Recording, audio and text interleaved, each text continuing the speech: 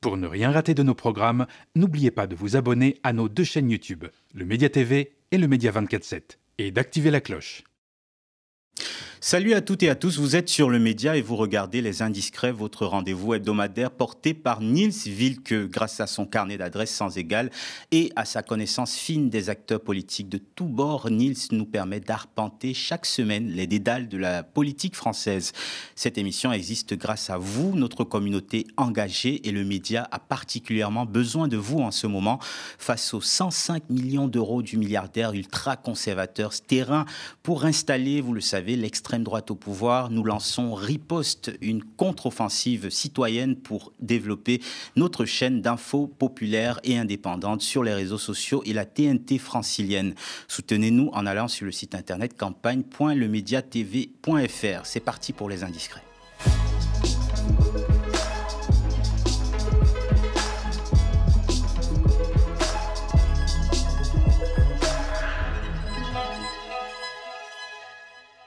Au sommaire, qui veut la peau d'Anne-Sophie Lapix? La présentatrice du 20h de France 2 a été virée à 2 ans de la présidentielle, connue pour ses interviews pugnaces qui ont souvent agacé les politiques, dont Emmanuel Macron lui-même.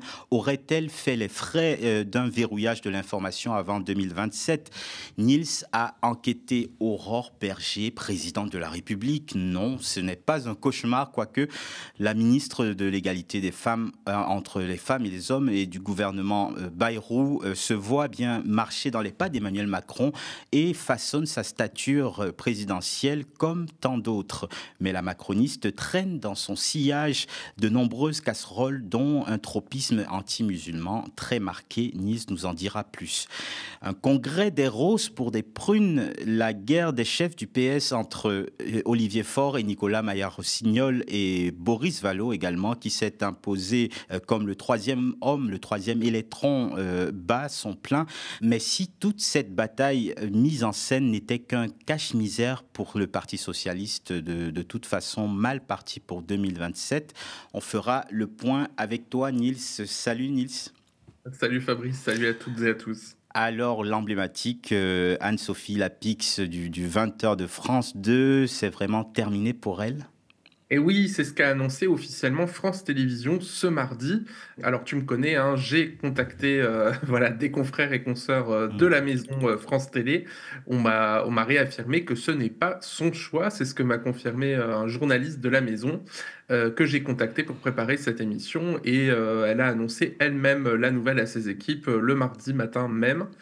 Alors évidemment, la direction du groupe public a fait un petit communiqué en expliquant qu'il souhaitait pouvoir compter à la rentrée sur le talent d'Anne-Sophie Lapix et qu'il travaille avec elle sur de nouveaux projets au sein de France Télévisions.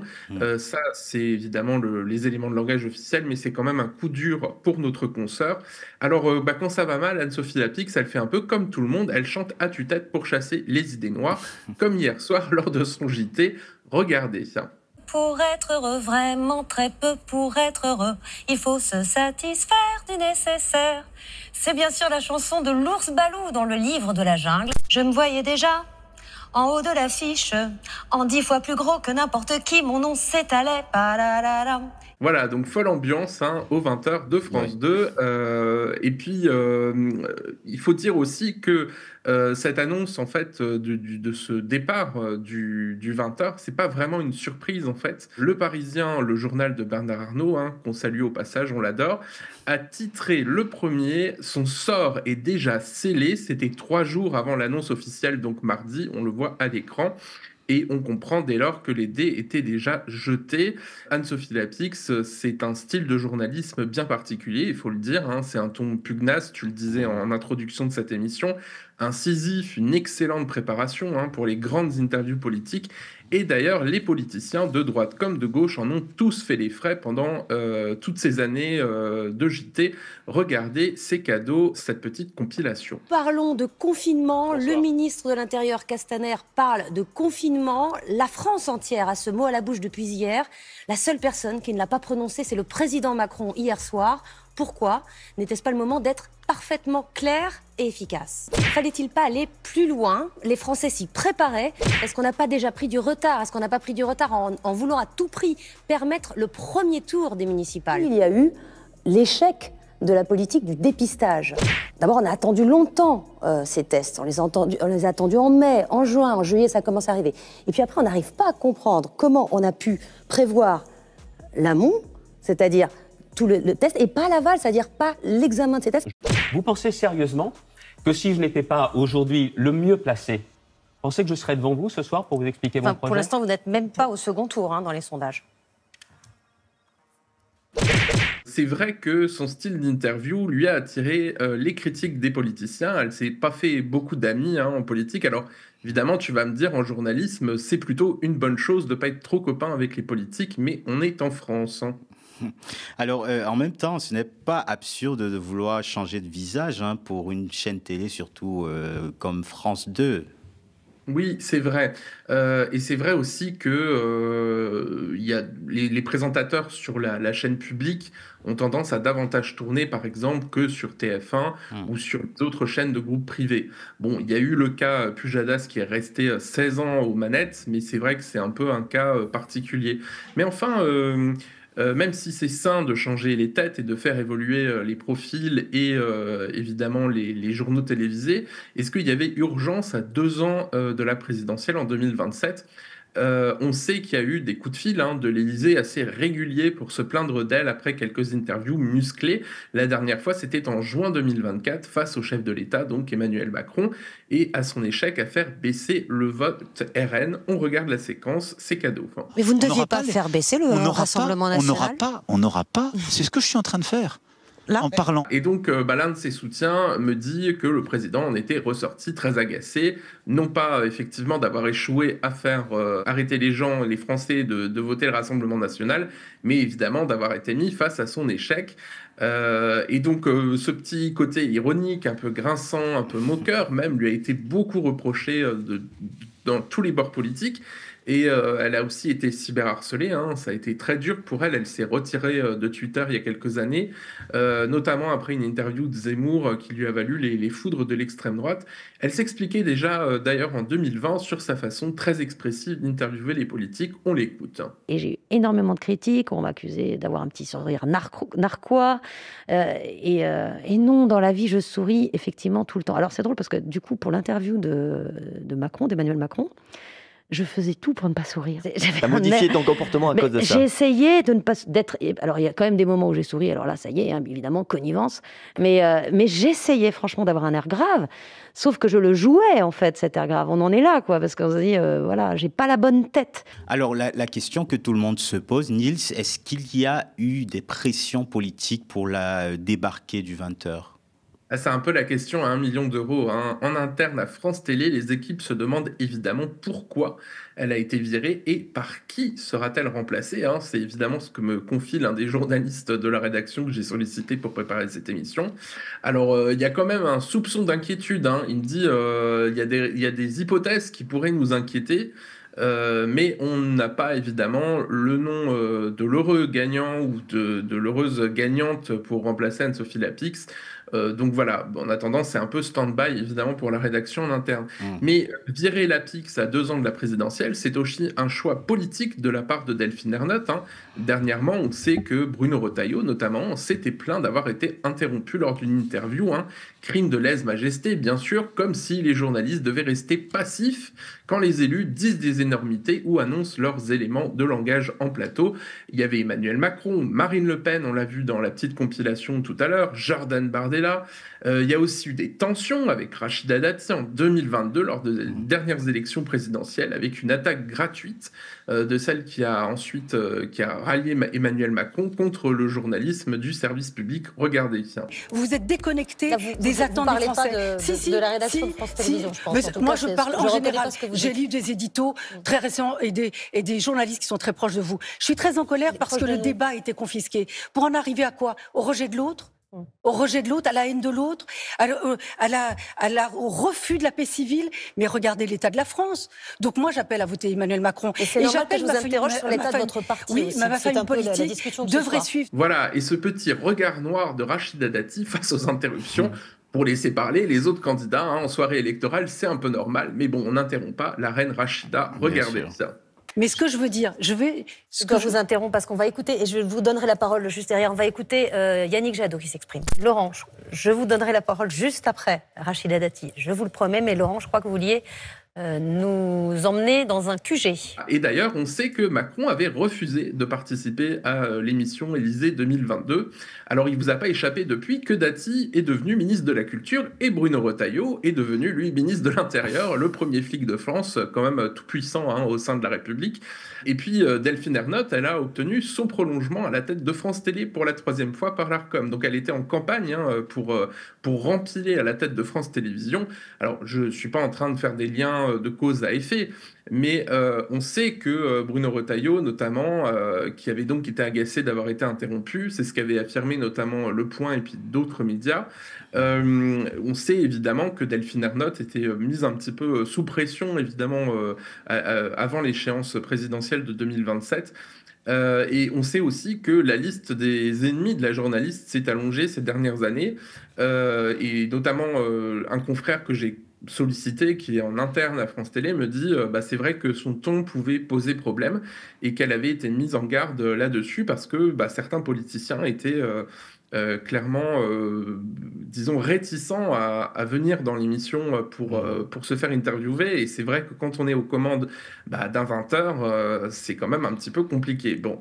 Mais ça en dit long, en tout cas, je le disais, sur la manière dont le journalisme est considéré en France. Alors, on explique aussi en interne que le présentateur ou la présentatrice ne fait pas tout dans un JT. Si on regarde le fonctionnement du 20h, certes, la présentatrice ou présentateur pèse dans les choix et les plateaux, mais c'est pas toute l'identité du journal, loin de là, c'est ce que me confiait donc ma source. Alors d'accord, c'est vrai que c'est un travail collectif, un journal télévisé, c'est pas le média qui va dire le contraire, mais il n'empêche, à 2 ans de la présidentielle, l'éviction d'une figure aussi libre et piquante que Anne-Sophie Lapix, c'est un mauvais signal de plus pour la liberté d'information en France. Alors on passe à notre deuxième sujet, Aurore Berger qui convoiterait l'Élysée. Est-ce que cette info est sérieuse, Niels ? Je sens tout frétillant perspective, Fabrice. Plus sérieusement, oui, c'est vrai. Aurore Berger, notre élue macroniste préférée, pose des petits cailloux pour 2027, un peu comme sa grande amie Yael Braun-Pivet.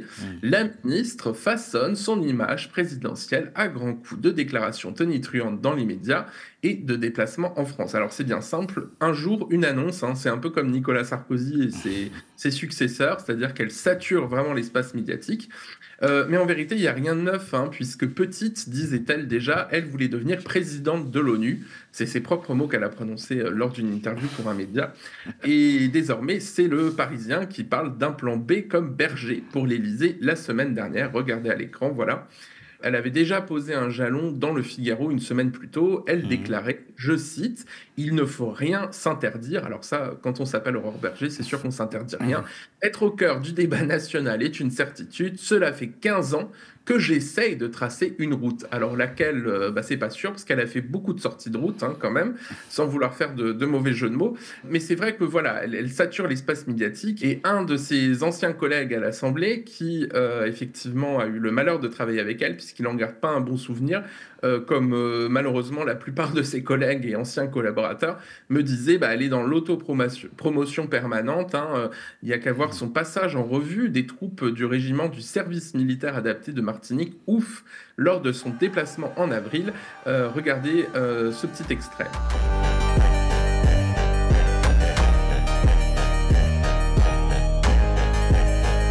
Voilà, donc ça a fait beaucoup rire, ça a suscité les moqueries aussi, la tenue un peu néocoloniale d'Aurore Berger, le côté passage en revue des troupes, effectivement, il y a un petit message présidentiel là, voilà, pour les fins observateurs politiques.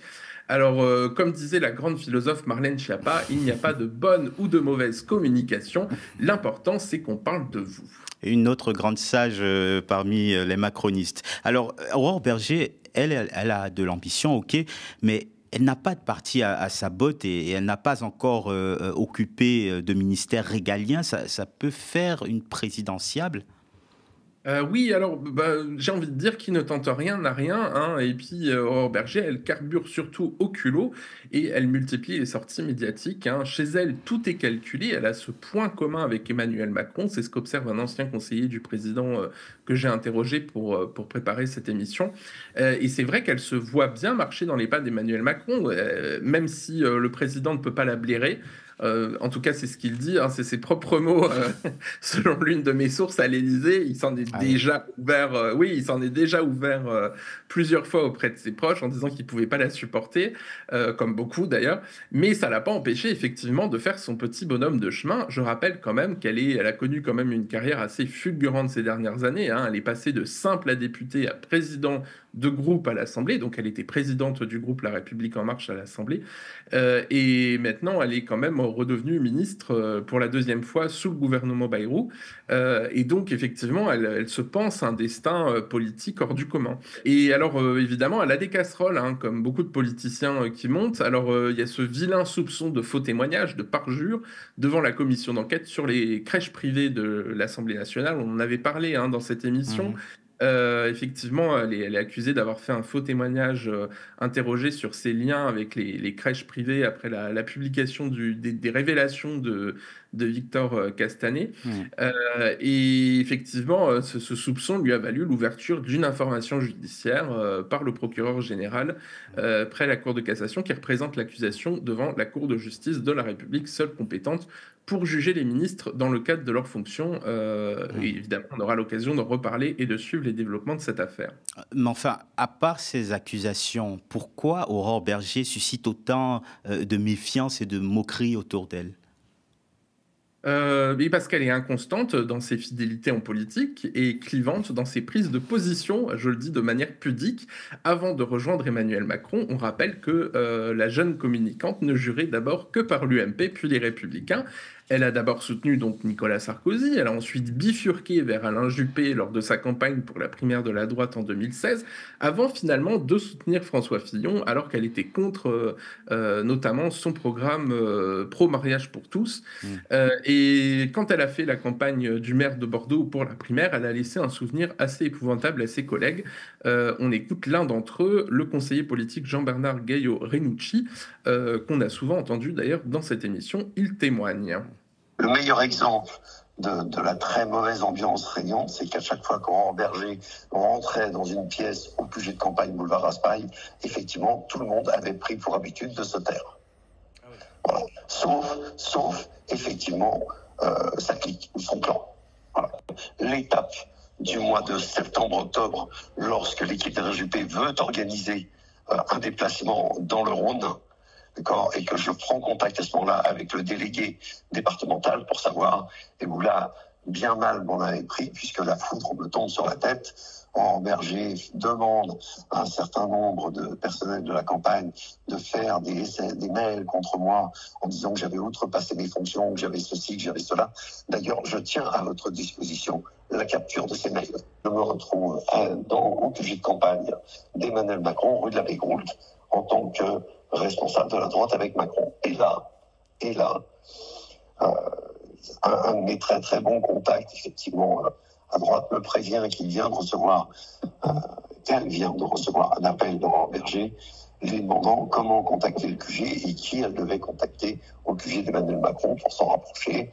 Et quand la personne lui a répondu que c'était moi, elle a raccroché avant de se raviser, de rappeler, et tout ça pour quelques jours après, finir malgré tout par arriver au QG d'Emmanuel Macron dans mon bureau où nous nous sommes vus. Ah oui, quand même. Et tu as déniché d'autres informations sur Bergé à cette époque, notamment son biais avec l'islam. Oui, alors en fait, ce qui est toujours compliqué quand on travaille sur Aurore Bergé, c'est de trouver des gens qui témoignent en sa faveur.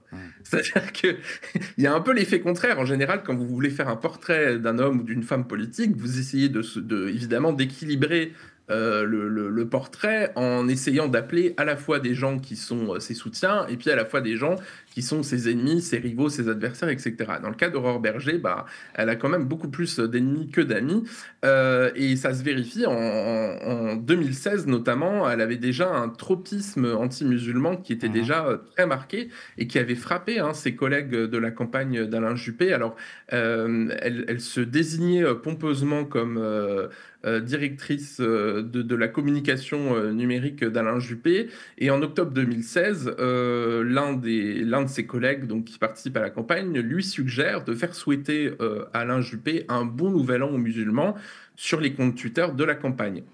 Et elle répond de manière tout à fait lapidaire: « Franchement, j'y suis défavorable. Il vaut mieux ne rien faire du tout sur les questions religieuses. » C'est ce qu'elle répond, comme le montre un échange de mails auquel j'ai eu accès.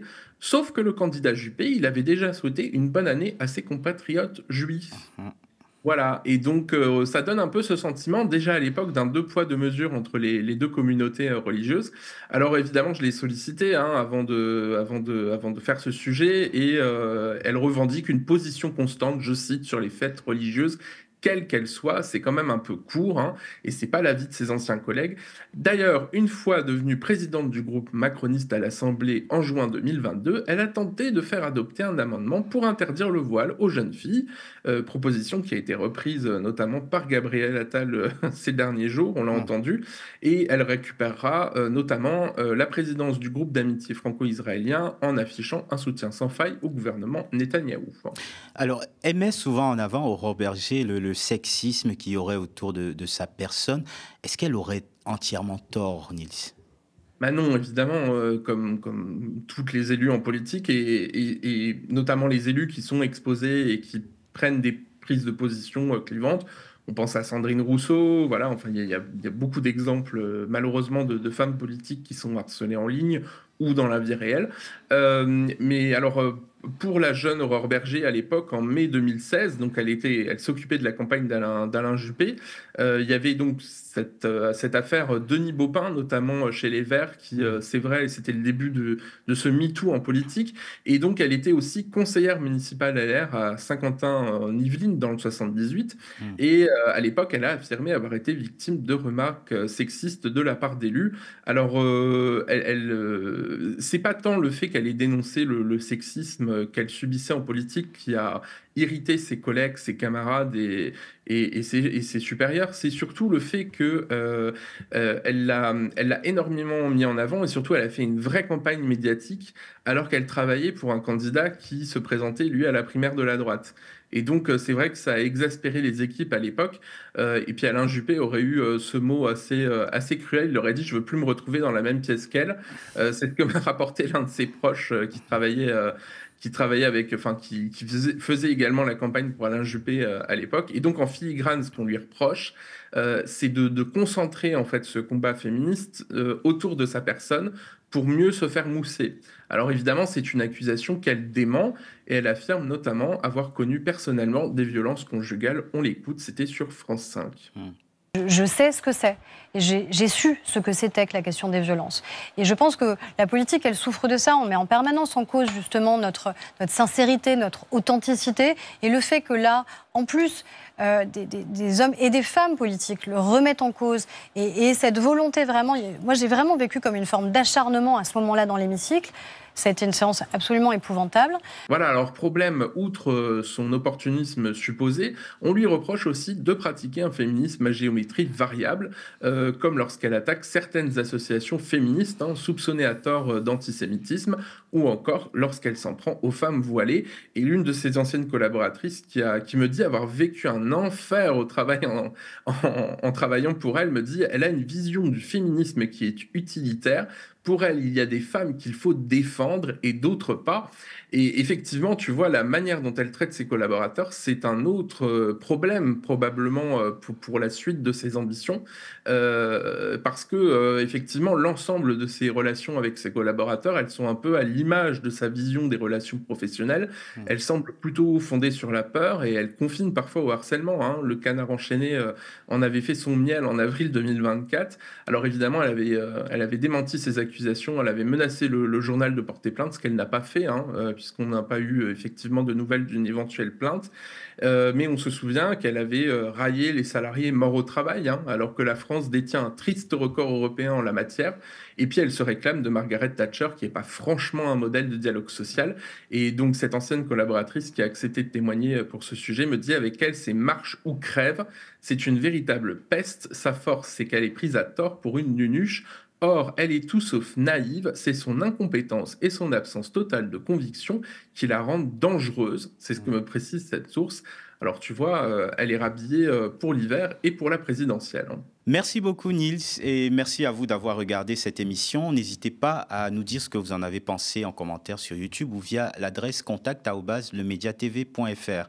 Si vous le pouvez, soutenez-nous également, soutenez notre riposte contre l'extrême droite en allant sur le site internet campagne.lemediatv.fr. Bonne suite des programmes sur le média.